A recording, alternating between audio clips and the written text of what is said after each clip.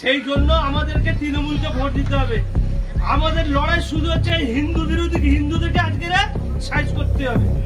এই হিন্দু বিরোধী হিন্দুদেরকে আজকে সাইজ করতে হবে।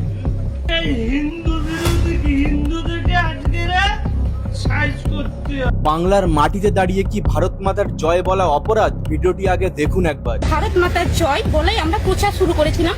ভারত মাতার জয় বলাতে দুজন ছুটে এসে বলে এইখানে ভারত মাতার জয় বলা যাবে না। এই দিদি বলছে তারা ভারত মাতার জয়ধ্বনি দেওয়ায় কিছু মানুষ তাদের বাধা দিচ্ছে। এই মানুষগুলো আসলে কারা? ঠিক আছে, এখানে ভারত মাতার জয় বলা যাবে না, কারণ এটা ভারত মাতার মাটি নয়। তাহলে কিসের মাটি সেটা?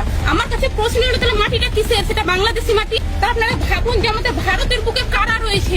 আমরা চাই এই ঘটনার তদন্ত করা হোক ও দোষীদের আইনের মাধ্যমে শাস্তি দেওয়া হোক। আপনাদের কি মতামত কমেন্টে জানান আর ভিডিওটা শেয়ার করে দিন যাতে ভবিষ্যতে এরকম ঘটনা না ঘটে। বিরোধী হিন্দুদেরকে আজকে সাইজ করতে হবে। এই হিন্দু বিরোধী হিন্দুদেরকে আজকে সাইজ করতে হবে।